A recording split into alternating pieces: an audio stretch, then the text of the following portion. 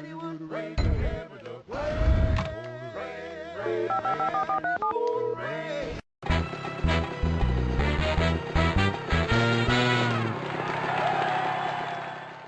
It's a privilege to meet you. I'm Dee Plomassy. When I'm not moderating international negotiations or promoting world peace, I work as an Acme good guide. This happens to be one of the most fascinating states in the USA. So if you're ready for the grand tour, let's begin. God's gonna send the water from Zion. Said he would raise the heavens up high. Well, it's gonna rain, rain, rain. Well, then stop still. Listen to me. It's gonna rain. For 100 years, Alabama's wealth was based on cotton, growing it, selling it, and shipping it out to make clothes for the world. These days, the state is more economically diverse. But if you hear someone mention the land of cotton, they probably mean this place. The civil rights movement began here in Montgomery in 1955. When Rosa Parks refused to move to the back of a bus, even though the law said black people couldn't sit up front. She touched off a movement that challenged racially discriminatory laws throughout the country.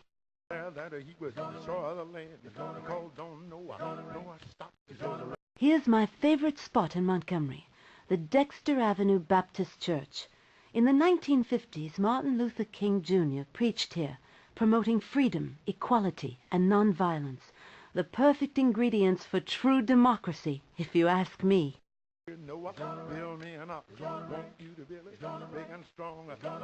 Not far from here stands the first White House of the Confederacy, where President Jefferson Davis lived at the start of the Civil War.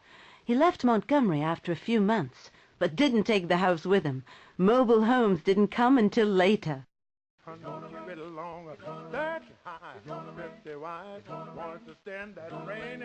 gonna rain, children. God's gonna send the water from Zion. See that big dome?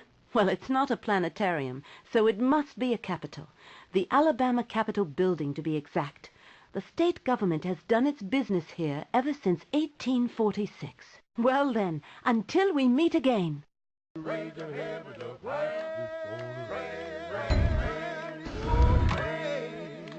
God's gonna send the water from Zion.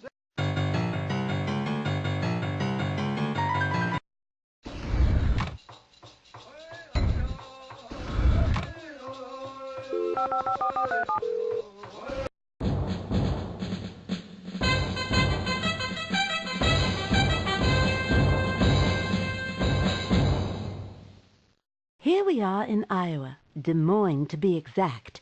Let's have a look around.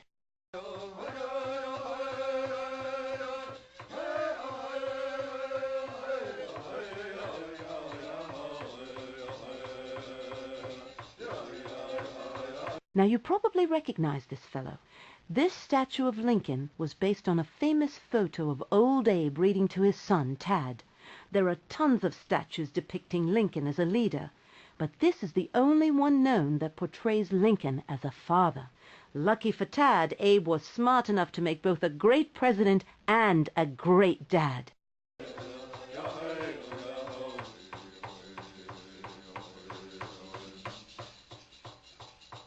Iowa's capital was originally Iowa City, not Des Moines.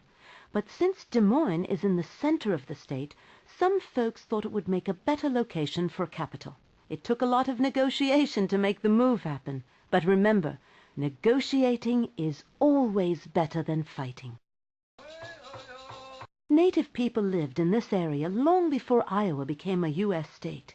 In fact, scientists have found 3,000-year-old human bones nearby. Even the state's name, Iowa, came from a native Indian tribe. In a sense, we're all guests here, so remember, be polite.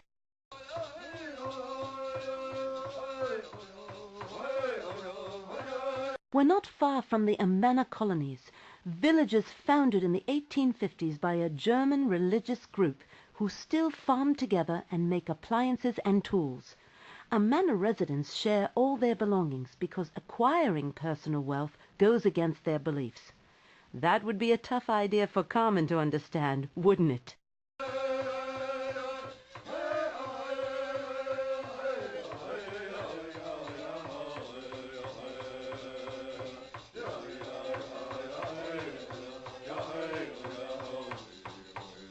And here's the Iowa State Capitol building. See the golden dome? That's real gold plating.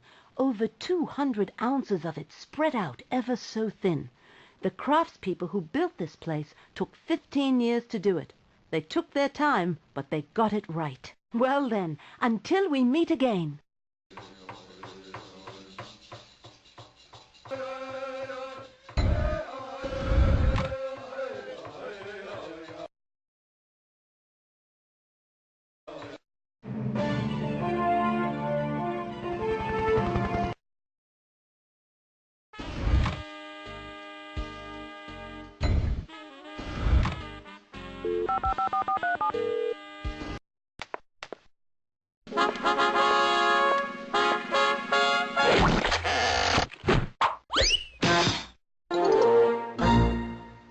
Hello, and welcome to Maryland. Let's walk the streets of Baltimore.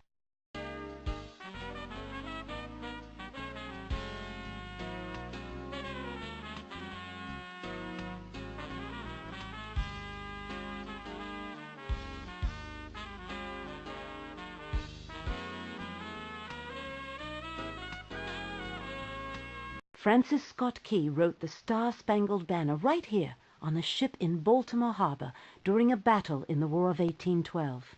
It's a fine song from an awful war, but then all wars are awful. If you see big crowds, they're probably heading for the National Aquarium, home to more than 5,000 water creatures, ranging from shrimp and sharks to whales. Over 1.5 million visitors come here each year, and one of those visitors might be working for Carmen.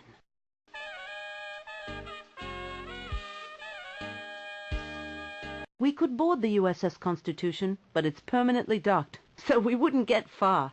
This grand vessel served 146 years in the U.S. Navy. They finally retired it when the warranty ran out.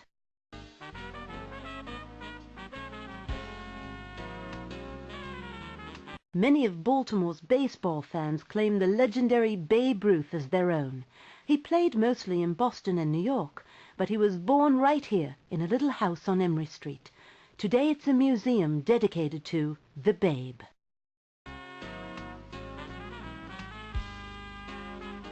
Ah, yes, the cafes and shops of Harbor Place. Baltimore's harbor area became a bit run down in the 1960s and 70s, but in the 80s it bounced back, and bustling malls like this one helped. Maybe next time you're here we'll have a fine meal together down by the waterfront. Well then, until we meet again.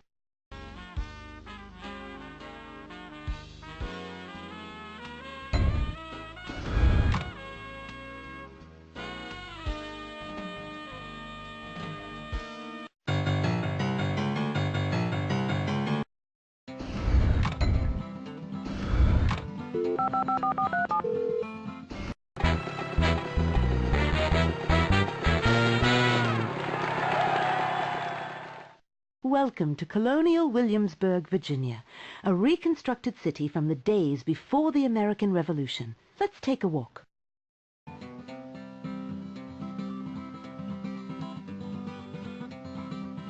Here's the stately home of George Wythe, a famous lawyer and judge who was the first Virginian to sign the Declaration of Independence. Wythe was Thomas Jefferson's mentor and greatly influenced Jefferson's ideas about law, politics, and government. And just like his student, Wythe had great taste in big brick houses.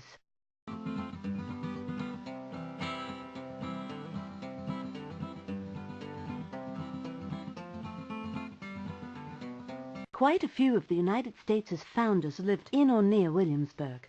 After all, this was the first colony to declare independence from England.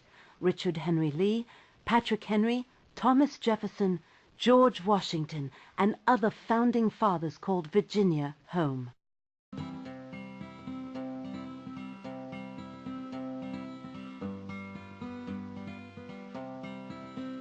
Williamsburg today, as a small, elegant town, doesn't seem too important. But in colonial times, Williamsburg was a crucial place, a training ground of sorts for the Virginians who led the American Revolution. It was the biggest and richest of England's colonies, with great political power. Unfortunately for England, all this power and wealth eventually convinced the American colonists that it was time to start controlling their own fate, independently of England.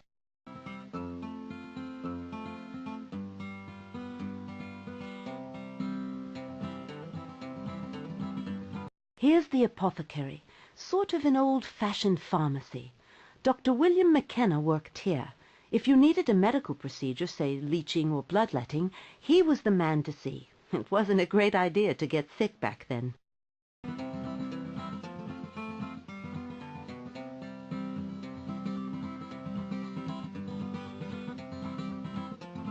Here's the governor's palace. Before the Revolution, England's king sent his governor here to rule the colony. But after gaining their independence, Virginians ruled themselves, and one of the first things they did was move the capital from Williamsburg to Richmond. Well then, until we meet again.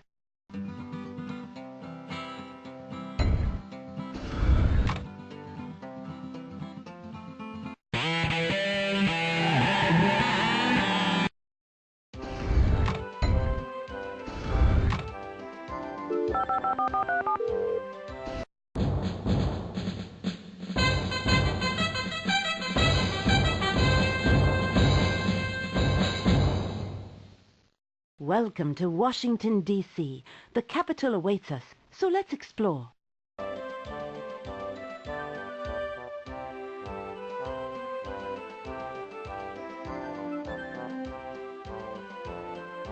Here's a popular spot on the Washington Mall, the Museum of Natural History. If you're looking for dinosaur bones, this is the place. You'll also find lots of other exhibits on the history of our planet. Will you find a crook? That I can't say.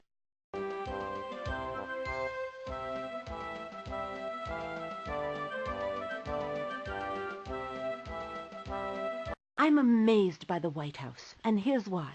In a lot of countries, the leaders keep their distance from the people, but not here. The first family lives in a house that thousands of tourists visit every week. Just think, you could be admiring the White House banisters while the president brushes his teeth only a few rooms away. Now that's democracy.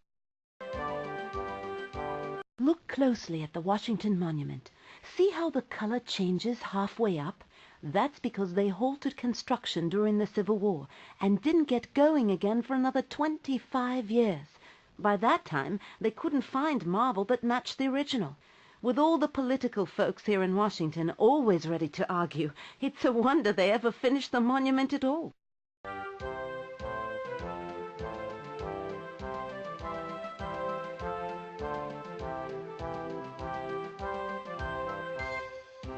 There's no king in Washington, D.C., but here's the castle. That's the nickname of the Smithsonian headquarters. This was the first of the dozen Smithsonian museums now existing here in Washington. And no, they never dug a moat around it.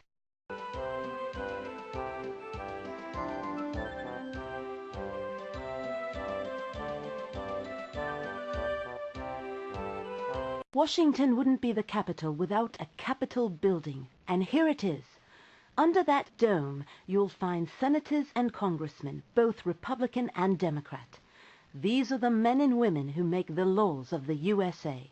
Your job, Gumshoe, is to catch the thieves who break those laws. Well then, until we meet again.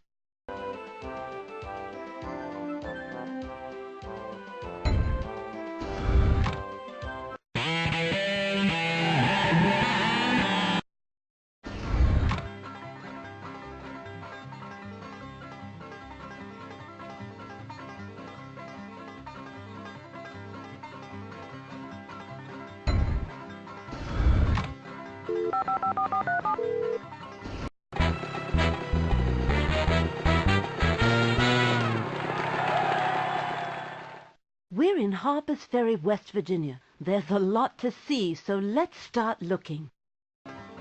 This is John Brown's fort. In 1859, the anti-slavery preacher led a raid on the U.S. Armory here in Harper's Ferry. This is the only building left here from that time. Brown's raid heightened the tensions growing between the North and South, and the Civil War broke out soon afterwards.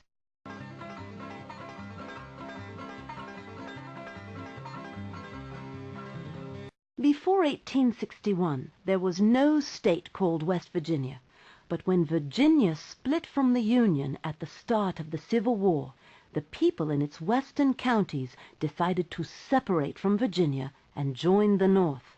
For a while, they called their state Kanawha, but the name didn't stick, and West Virginia soon became the new state's official name.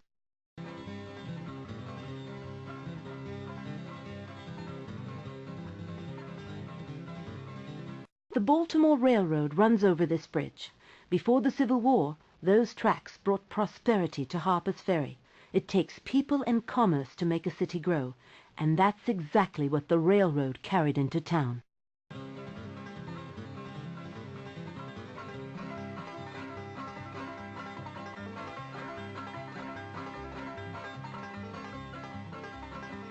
Here, where the Shenandoah and Potomac rivers come together, once stood the U.S. Armory, a place packed full of weapons and ammunition.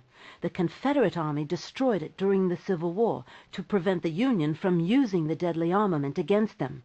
Now the place is a park. A far better choice, if you ask me.